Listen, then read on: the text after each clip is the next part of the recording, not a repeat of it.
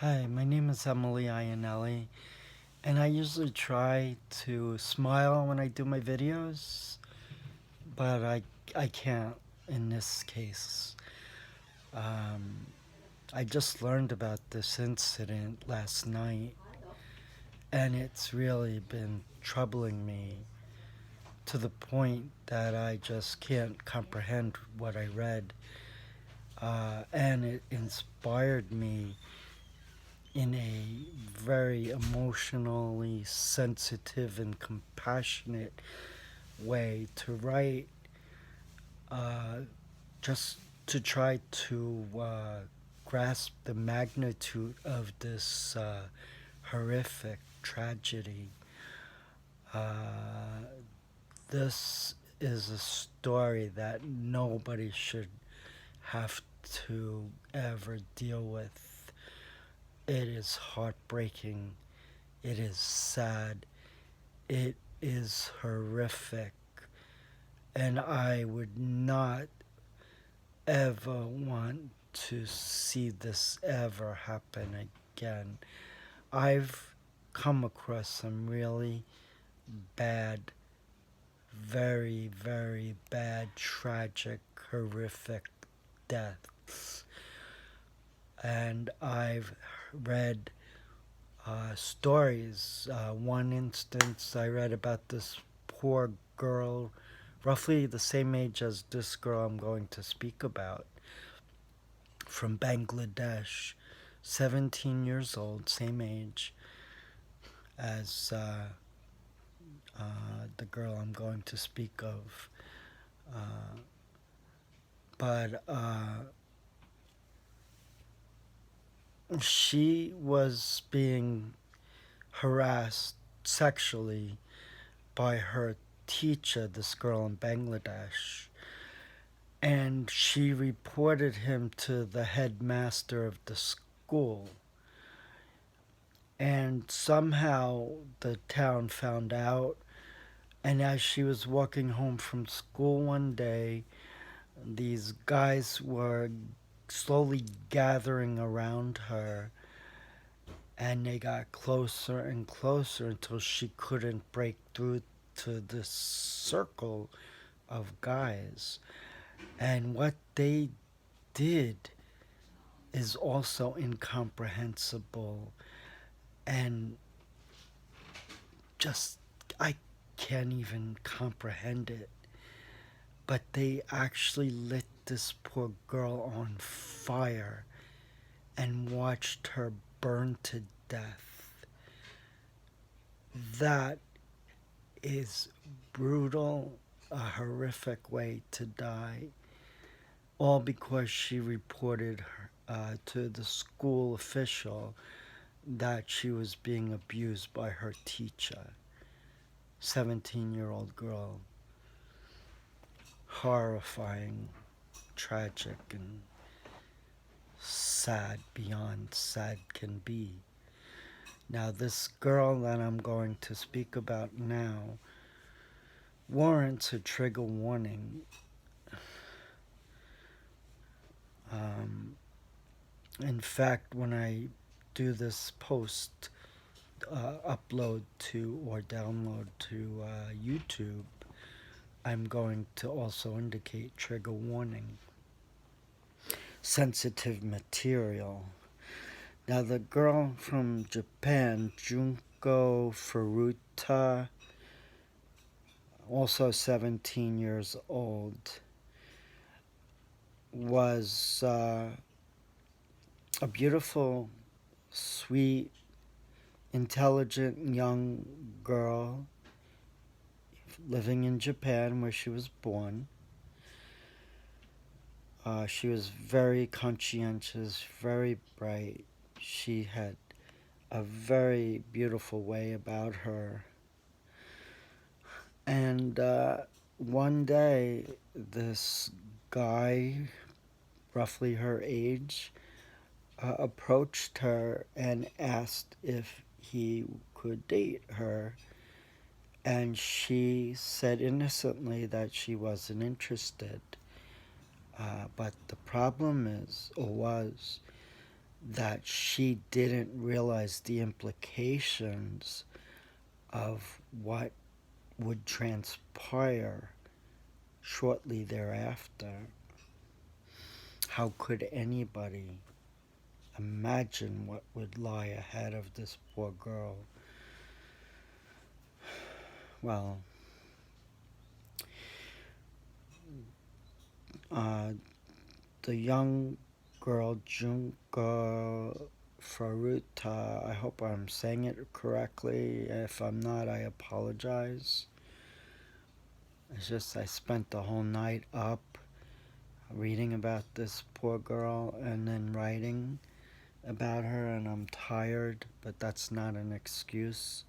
I need to speak my mind about this because I am a very sensitive, caring individual with empathy, and it bothers me terribly.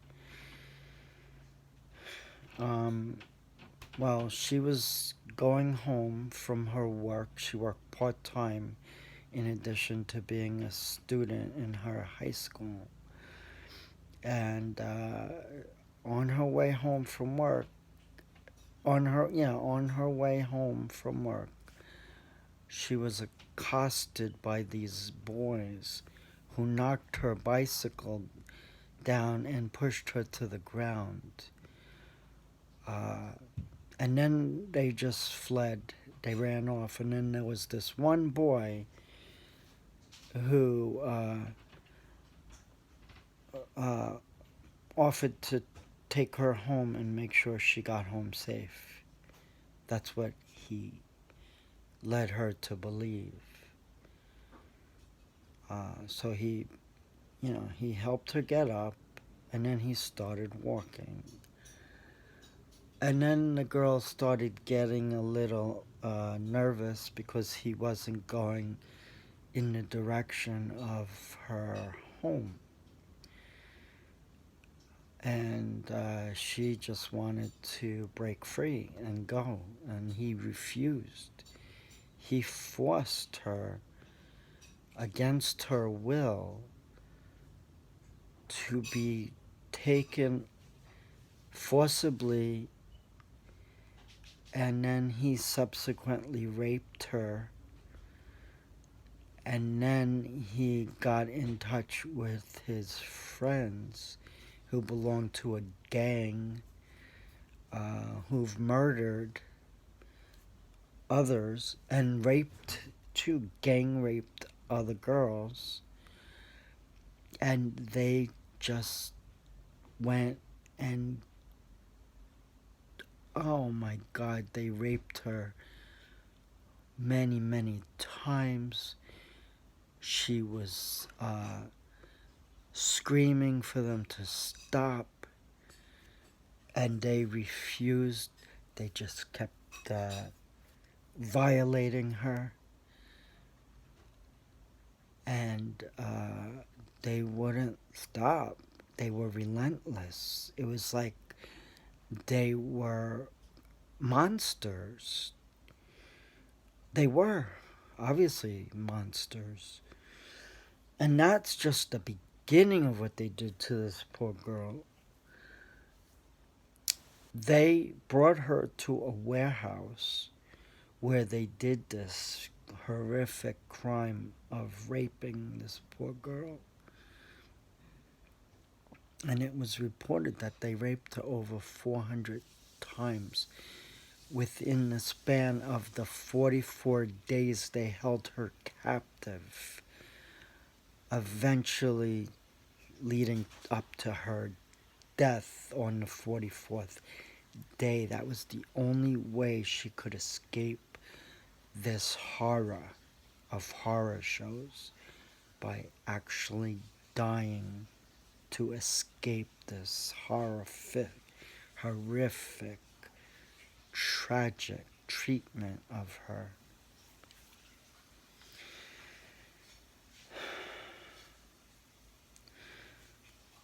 Not only did they rape this poor girl, they abused her in ways that you couldn't even imagine.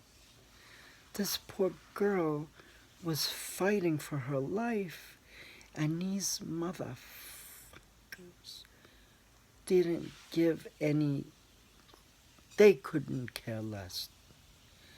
They physically abused her. They hung her up to the ceiling and treated her as if she was a punching bag. And they would punch her over and over, all four of these animals, monsters, punching her in the stomach, in the face, everywhere, the neck. They punched her as if they were in a boxing gym. And she was like in shock, couldn't understand what the hell's going on. And then they would, when she pleaded for them to stop, they became more relentless. They would start burning her legs. They would start burning wax on her eyelids.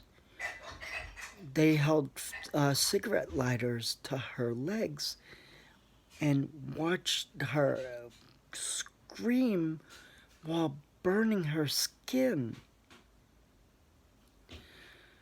And then, when she pleaded for them to just kill her, they were becoming more abusive to her, and they actually put her on the balcony of the house where they were committing these horrific crimes against her in sub-freezing temperatures in the winter time.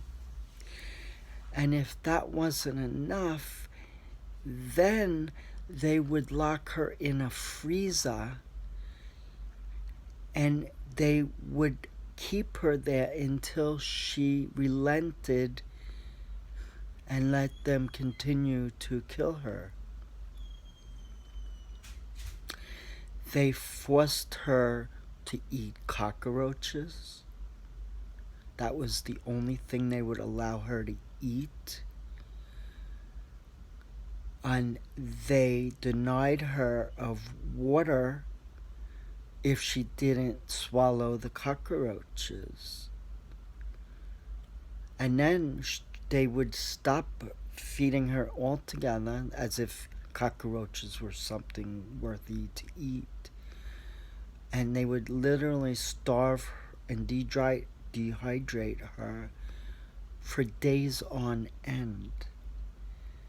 She was malnourished. She was dying right in front of their very eyes as she's pleading for them to mercifully put her down and just kill her and end this insanity. But that wasn't enough for those. They kept doing this, knowing that they were going to kill her eventually, but they didn't care. They had no remorse whatsoever.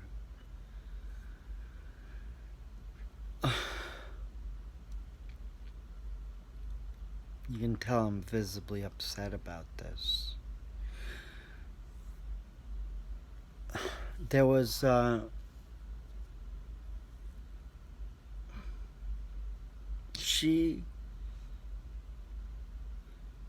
only way she could get away from this horrors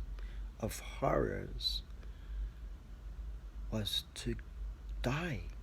She actually, because of all of this, she pleaded to die. Death was the better option in her case.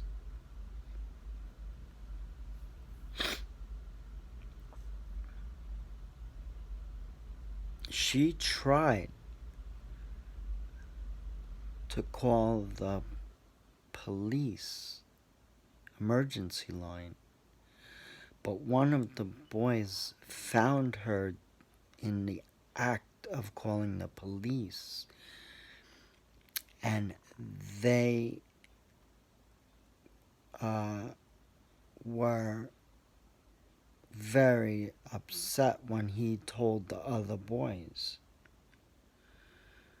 He took the phone out of her hand and hung it up. And then the police called back on the line, and he picked up, and he said it was a mistake. We don't need the police here. This is not a police matter. And then the police just let it go. They didn't pursue it. And then when the boys convened and discussed what she had done, they hung her to the ceiling. They punched her continuously. And then after they did that, they took her down and they strapped her down to the floor, where they burnt her arms, her legs. They took pliers to remove her nipple. They put all sorts of objects into her private parts, literally tearing them. And then they proceeded to rape her again. And then after they realized that she was dying, they went out and abducted a 19-year-old girl and brought her to the same place where this poor girl, the Japanese girl, Junta, and they proceeded to rape her. And she saw the other girl and saw she was dying. So she made sure she got out of there. And she was lucky that she was able to escape before they could damage her up like they did this poor Japanese girl. When she escaped, she got in touch with the police immediately and told them what was going on. When the police went, based on the phone call, to this house, they were in shock when they saw this poor girl encased in cement. These boys, not only did they beat her to death for 44 days, but then they entombed her in a cement grave. And then the police had to get in touch with experts who could break through to the concrete cement and excavate her body. And when they looked at her body in the medical examiner's office, they couldn't believe what this poor girl had endured for 44 days. It was horrific. It brought these medical professionals to tears. They just never saw anything like this. And what those bastards did to her and then her family is unforgivable. Yet they were treated as juveniles. And all 4 of these boys got less than 10 years in prison. at the 10-year anniversary and even shorter of the poor girl's death, Junko, they were released from prison to resume their lives when this girl is dead now 10 years in a most horrific way. And not only was it these 4 boys, but there were literally hundreds of people around where this was taking place in the house of one of the boys. First there was the parents of the boy, then there were the neighbors, and then when they were doing this horrific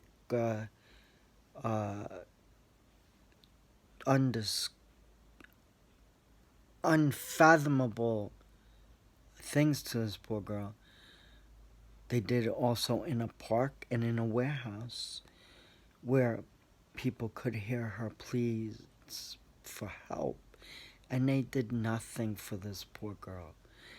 They just wanted no part of it. They didn't take any action whatsoever. And this poor girl, screaming at the top of her lungs until she could no longer do so, pleading for them to just kill her, died after 44 days of this ongoing torture. And I can only hope that she rests in peace and is embraced by God, while these 4 murderous, evil monsters burn in hell.